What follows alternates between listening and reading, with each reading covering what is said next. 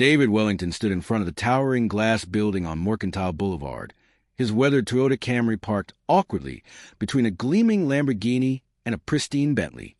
The valet attendants exchanged glances, their eyebrows raised in unified disdain.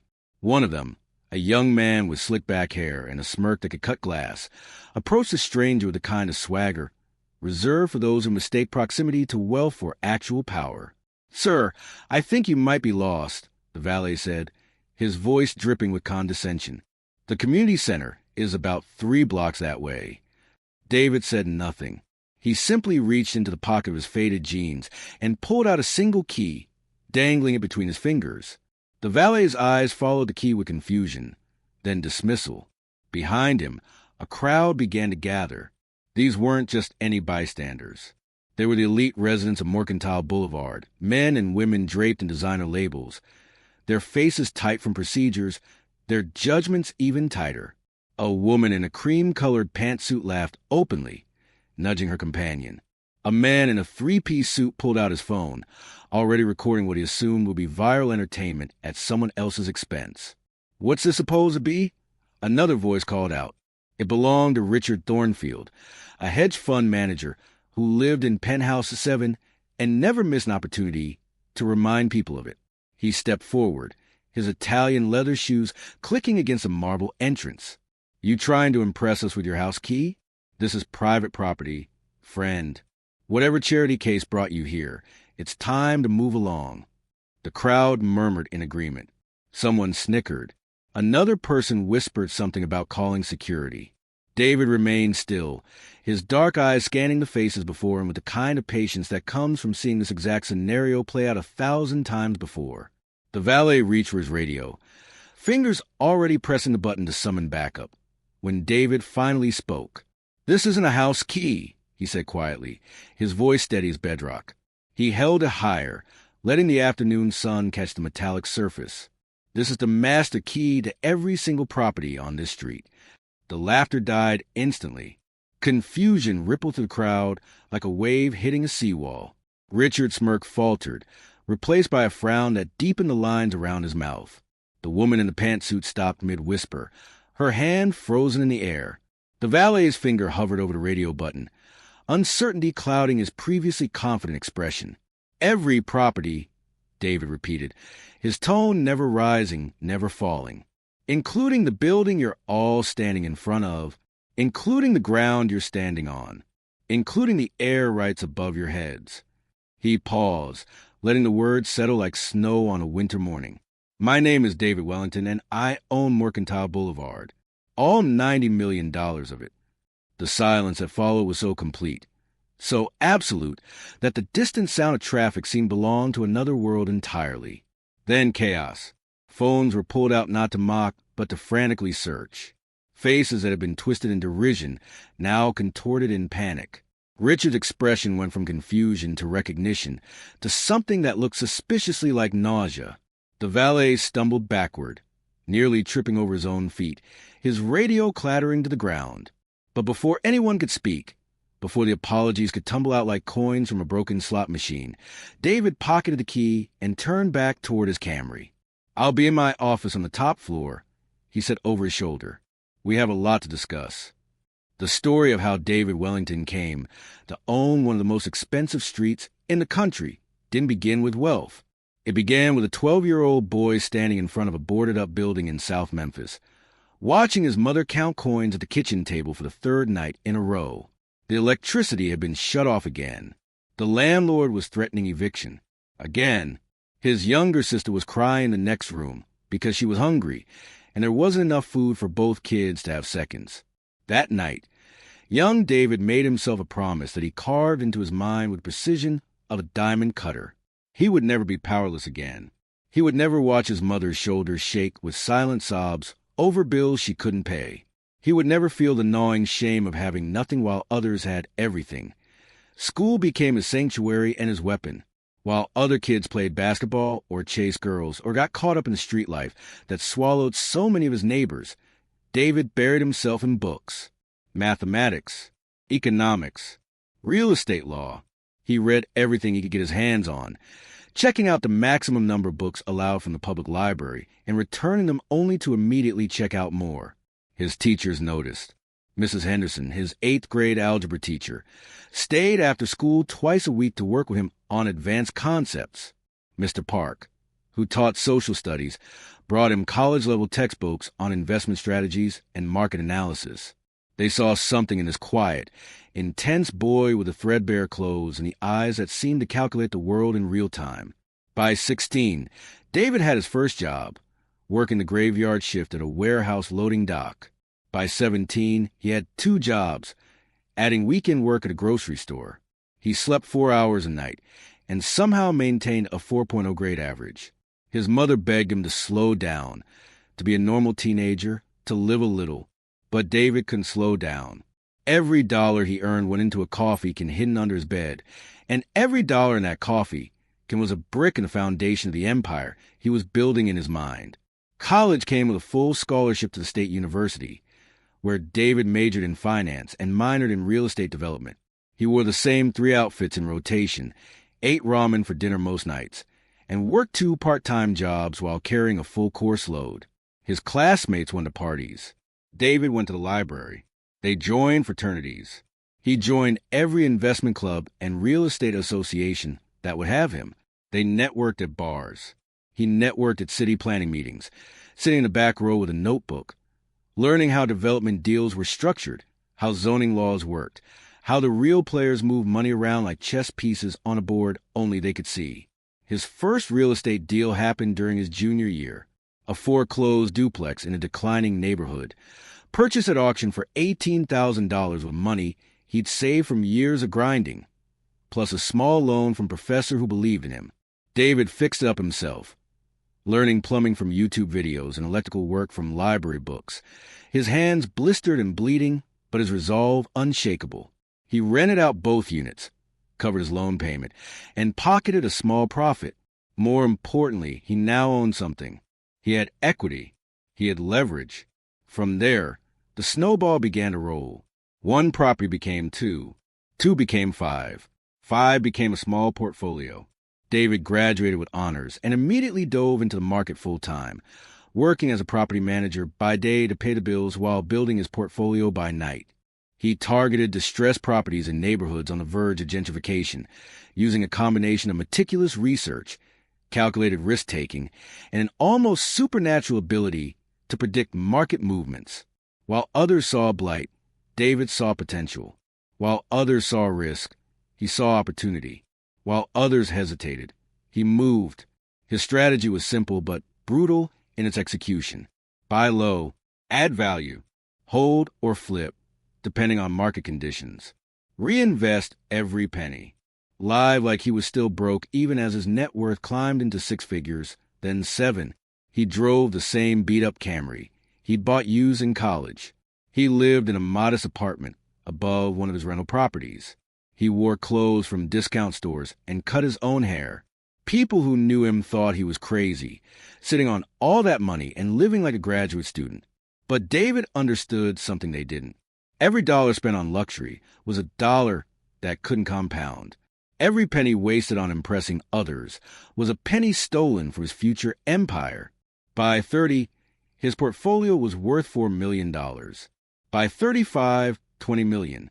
He'd expanded beyond residential properties into commercial real estate, purchasing small office buildings and retail spaces, always in emerging markets, always ahead of the curve. He hired a small team of analysts and property managers, people who shared his vision and work ethic, and together they built something that started to resemble a real company rather than a one-man operation. The money was good, the growth trajectory was impressive, but David wanted more, not for ego, not for status, but because that 12-year-old boy inside him, the one who'd watched his mother cry over unpaid bills, still whispered in the dark hours of the morning that it wasn't enough. It would never be enough until he had so much that no one could ever take it away. The opportunity that changed everything came on a Tuesday afternoon when David was reviewing market reports in his modest office downtown, Mercantile Boulevard. He'd driven past it 1,000 times, always admiring the pristine architecture, the luxury cars, the obvious wealth concentrated in those 6 city blocks. It was old money territory, the kind of place where doormen wore white gloves and residents paid more in monthly maintenance fees than most people earned in a year. But David's analysts had flagged something interesting. The entire street, all 32 properties, was owned by a single holding company, and that holding company was in trouble.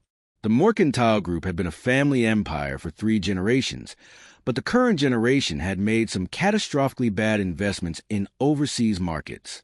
They were leveraged to the eyeballs, drowning in debt, and facing a liquidity crisis that would force them to sell assets.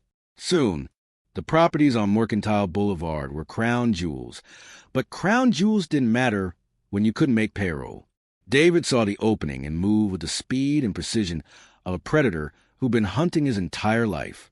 He assembled a consortium of investors, promising returns that made them nervous but intrigued. He structured a deal that was so complex, so multi-layered, that it took 3 law firms to parse through the paperwork. He negotiated personally with the Mercantile Group's patriarch, an old man who'd built his fortune in a different era and couldn't understand how the world had changed underneath him. David was respectful, sympathetic, even, but he was also relentless. He knew exactly how desperate they were, and he used that knowledge like a scalpel. The deal closed on a Friday afternoon. $90 million for the entire street, including all buildings, all land, all rights. It was the largest single transaction of his career, the kind of deal that made the business pages and caused whispers in boardrooms across the city. David Wellington, the kid from South Memphis, now on one of the most prestigious addresses in the country. He owned the ground beneath the feet of people who wouldn't have let him shine their shoes a decade ago. He owned the buildings where hedge fund managers and tech entrepreneurs and old money heirs paid 7 figures for the privilege of residency, and he still drove his Camry. That choice, that deliberate decision to remain unchanged by his circumstances, was what led to the confrontation that Tuesday afternoon. David had been meaning to visit the boulevard in person, to walk his property, to begin planning the improvements he had in mind. He'd parked his car in front of the main residential tower, the flagship property of his new acquisition, fully aware that it looked comically out of place among the luxury vehicles. He'd expected some looks, maybe some confusion. What he hadn't expected was immediate and visceral contempt, the assumption that he was so far beneath the residents of Mercantile Boulevard that his very presence was an insult to their sensibilities. Standing there, watching the faces of crowds shift from mockery to confusion to dawning horror, David felt something he hadn't felt in years. Not satisfaction, exactly. Not revenge. Something quieter and more profound. Vindication. That 12-year-old boy who'd promised himself he'd never be powerless again was standing on $90 million of prime real estate, holding the deed to an entire street, while people who judged him based on his car scrambled to understand what had just happened. The valet, whose name David would later learn was Trevor, looked like he wanted the marble beneath his feet to open up and swallow him whole. Richard Thornfield, the hedge fund manager, had gone pale, his phone hanging limply in his hand, the search results on his screen confirming what David had just told him. The woman in the cream pantsuit, whose name was Catherine and who sat on the residence board, seemed to have forgotten how to breathe. David could have twisted the knife, could have made them grovel, could have enjoyed their panic in a way that people who've been stepped on their entire lives sometimes enjoy stepping back. But that wasn't who he was. That had never been who he was. Instead, he simply nodded toward the building's entrance. "The meeting is in 20 minutes, he said. "Conference room on the 42nd floor. I expect the residence board to be there. We have renovations to discuss, lease terms to review, and some policies to update." He paused, his eyes moving across the crowd one more time. "And someone needs to teach the staff about making assumptions based on appearances. Consider that the first item on the agenda." With that, he walked past them through the glass doors into the marble lobby where a concierge stood frozen behind her desk and toward the private elevator that would take him to the top floor. His building, his street. The elevator doors closed in a lobby full of people finally understanding that the world wasn't always what it seemed, and that sometimes a man in the old Camry owned everything they thought made them special. The meeting that followed was tense. The residents' board sat around a massive mahogany table, their expressions ranging from defensive to terrified. David took his seat at the head of the table, opening a leather portfolio that contained documents they'd be discussing for the next several hours. He started with the positives. Property values would increase under his management. He had plans for modernization, for improved amenities, for making Mercantile Boulevard not just prestigious, but actually valuable in ways that mattered. He would honor existing leases, respect the community's character, and involve residents in major decisions. Then he addressed the elephant in the room, the incident outside, the assumptions made, the disrespect shown. Catherine, the board president, started to apologize, her words tumbling over each other in a desperate attempt to undo the damage. Richard tried to explain, to contextualize, to somehow make it seem less awful than it had been. David listened patiently, then held up his hand for silence.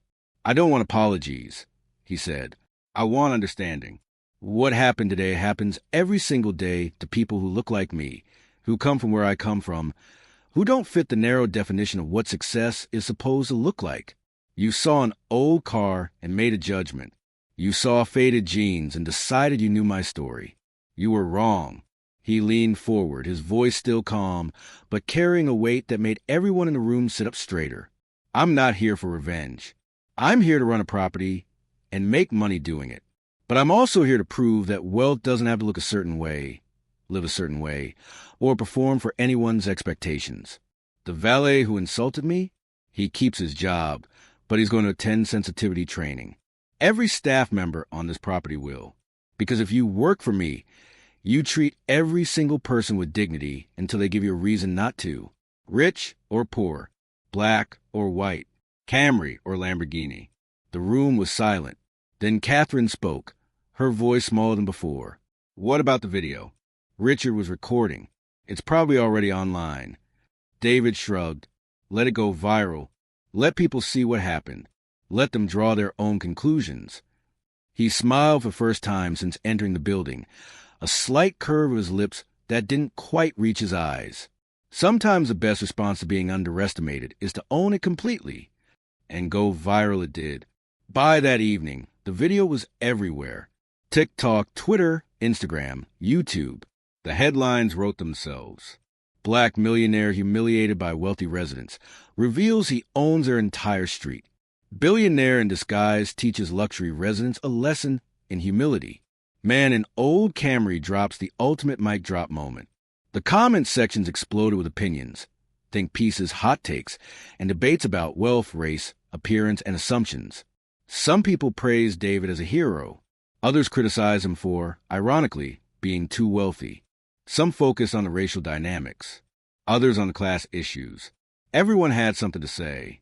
David ignored most of it.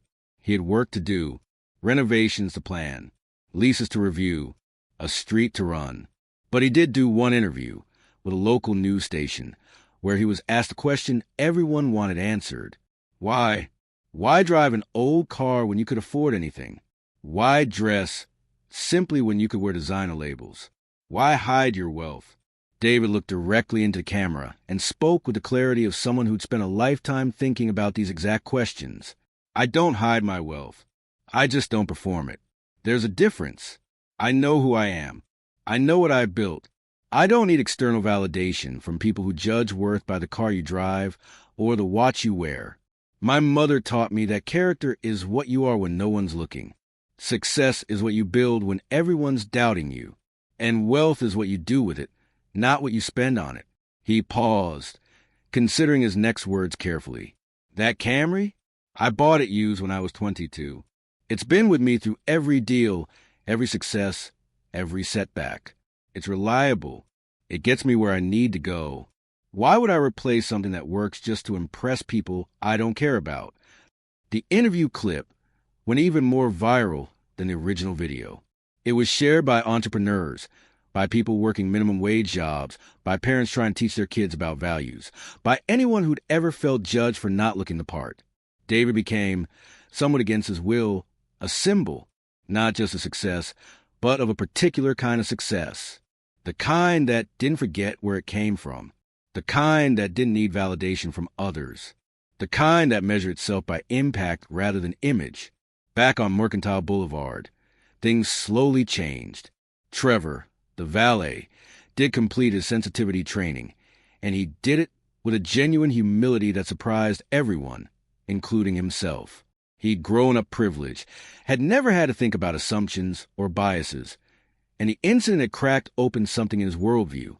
He and David eventually had a conversation, a real one, where Trevor apologized not with excuses but with understanding, and David accepted not with condescension but with respect. Richard Thornfield, the hedge fund manager, was a harder case. He moved out 6 months later, unable to look his neighbors or his landlord in the eye. Catherine remained on the board but with changed perspective, becoming one of David's strongest allies in implementing policies that made the building more inclusive and less exclusionary. The renovations David implemented weren't just cosmetic. He added units at various price points, breaking up the monolithic wealth concentration that had defined the street for generations. He created community spaces that actually functioned as community spaces rather than just exclusive clubs. He hired locally, trained people from neighborhoods like the one he'd grown up in, and created pathways to careers in property management and real estate. Mercantile Boulevard remained prestigious, but it became something else too, a place where success was measured by more than just the size of your bank account. David still drives a Camry. He still wears simple clothes and lives modestly relative to his wealth. He still works 16-hour days, not because he needs to, but because that 12-year-old boy inside him, the one who promised himself he'd never be powerless again, finds peace in the work itself. His mother lives in one of the boulevard's penthouses now, the mortgage paid off, her days spent volunteering and enjoying the security her son fought so hard to provide. His sister runs a nonprofit focused on financial literacy for underprivileged youth, funded by David's foundation. The story could end there, with lessons learned and lives changed and justice served in the poetic way that reality sometimes, though not often enough, provides. But that's not quite where it ends.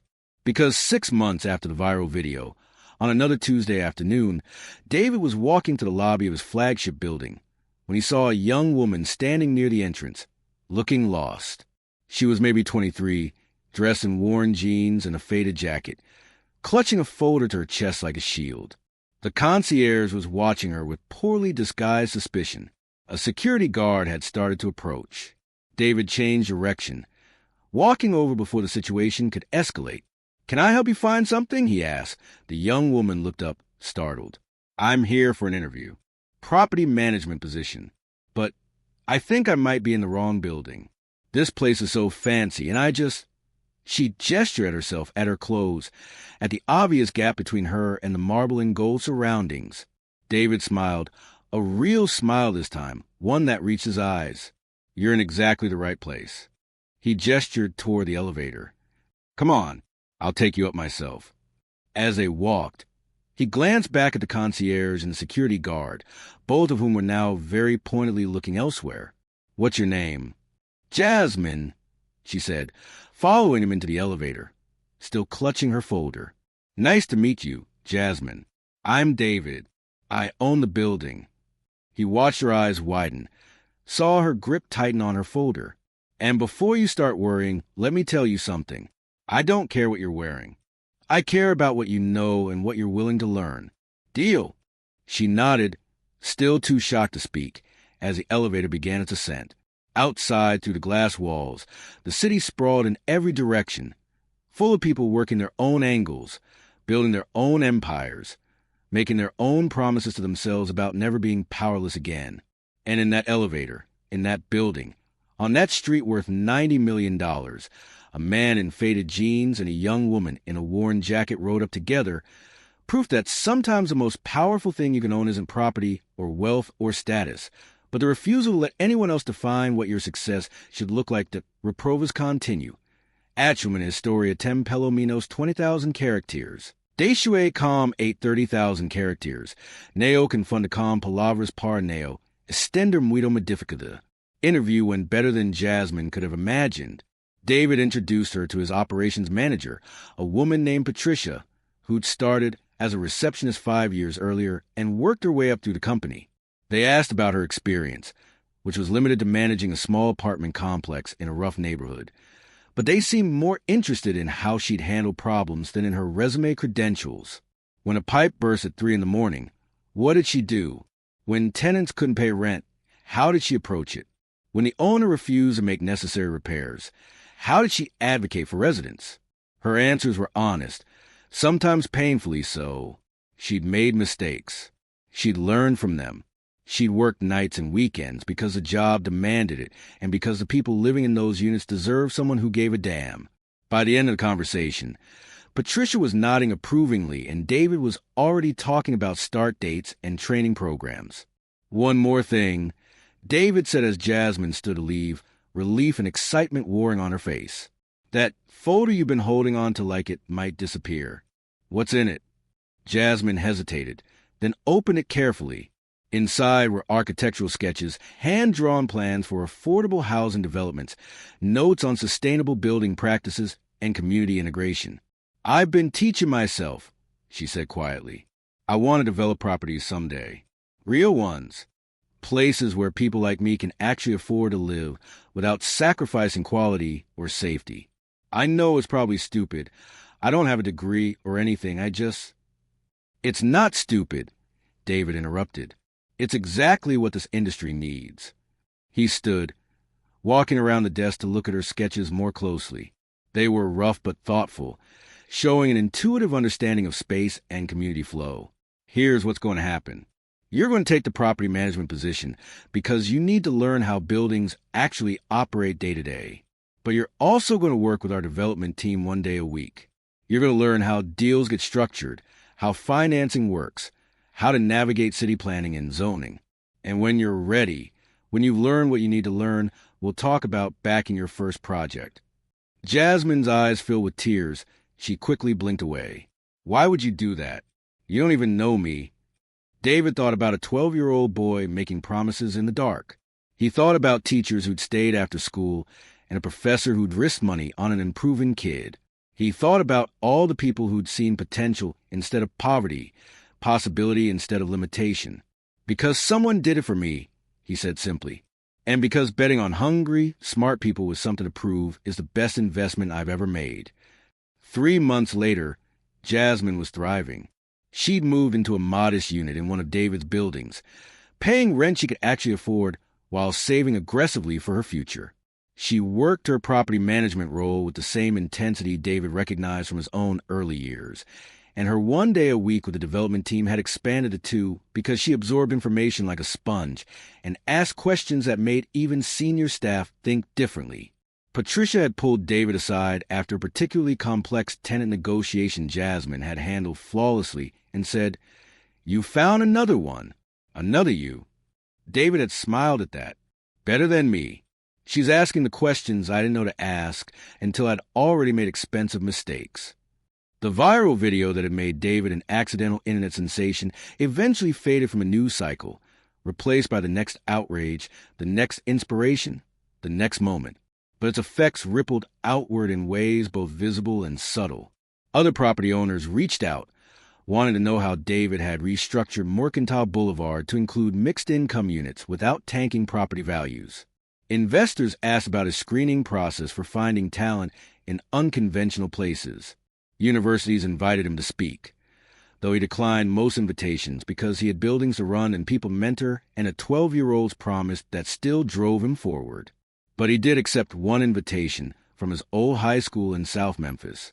Standing in the same auditorium where he'd once sat through assemblies, looking out at faces that mirrored his younger self, faces marked by hunger and determination and a specific kind of hope that comes from having nothing to lose, David spoke without notes or preparation. "They're going to judge you," he said, "by how you look, where you're from, what car you drive, what clothes you wear. They're going to make assumptions about your intelligence, your work ethic, your potential. Sometimes those assumptions will be wrong enough that you'll want to scream. Sometimes they'll be wrong enough that you'll want to give up." He paused, let his eyes move across the auditorium. Don't scream and don't give up.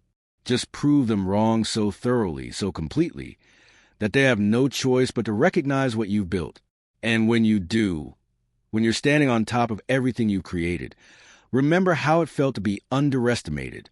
Remember it so clearly that you never do it to someone else. The applause was thunderous, but David barely heard it. He was looking at a kid in the third row, maybe 12 or 13, wearing clothes that had seen better days, eyes intense with calculation and promise. Their gazes met, and David saw himself across the gulf of decades. He nodded once, a silent acknowledgement that passed between them. The kid nodded back, understanding something that didn't need words. After the assembly, that same kid approached, hesitant but determined. "Mr. Wellington, I wanted to ask you something." "David," he corrected. "What's your question? Do you really still drive that old Camry? Everyone says you're rich now. Why don't you buy something better?" David crouched down, bringing himself to eye level. "That car represents every early morning, every late night, every deal I closed, every risk I took. It's a reminder where I started and why I started. When I look at it, I don't see an old car. I see a promise I made to myself when I was about your age." He stood back up. "What promise are you making to yourself?" The kid didn't answer immediately, thinking it through with the seriousness the question deserved. "Finally, that I'm going to own something. Something real. Something that's mine that nobody can take away." "Then hold on to that," David said. "Write it down. Look at it every single day. And when people judge you for not looking successful enough, remember that real wealth isn't about looking the part. It's about building something that lasts." Years from now, that kid might stand in front of his own property empire, facing his own moment of being underestimated, and he'll remember this conversation. He'll remember that success doesn't require permission or validation from people who judge by surfaces. He'll remember that the most powerful response to contempt is competence, and the most satisfying revenge is building something so undeniable that the doubters have no choice but to recognize it. David returned to Mercantile Boulevard as the sun began to set, painting the glass towers in shades of gold and amber. His Camry, still reliably ugly among the luxury vehicles, sat in its designated spot. Trevor, the valet, waved as David pulled in, a genuine smile replacing the smirk from that first encounter. Inside, the building hummed with life, with residents who learned to measure worth by character rather than appearance, with staff who'd been trained to see people rather than stereotypes. In his office on the 42nd floor, David stood at the window, looking out over the street he owned, the empire he'd built, the promise he'd kept. His phone buzzed with messages, investor calls to return, development deals to review, meetings to schedule. The work never stopped, and he wouldn't want it to. That 12-year-old boy was still there, still watching his mother cry, still making promises in the dark. The difference now was that David had the power to keep those promises, not just for himself, but for everyone like Jasmine, like that kid at his old high school, like anyone who'd ever been told they didn't belong, because they didn't look the part. The Camry would stay in the parking garage, a monument to beginnings and a middle finger to assumptions. Mercantile Boulevard would continue to evolve, becoming not just a symbol of wealth, but a model for what inclusive prosperity could look like. And David would keep building, keep mentoring, keep proving that the most valuable thing you can own isn't property or prestige, but the unshakable knowledge of who you are when everyone else has counted you out. That knowledge, earned through years of grinding and sacrifice and refuse and quit, was worth more than $90 million of prime real estate.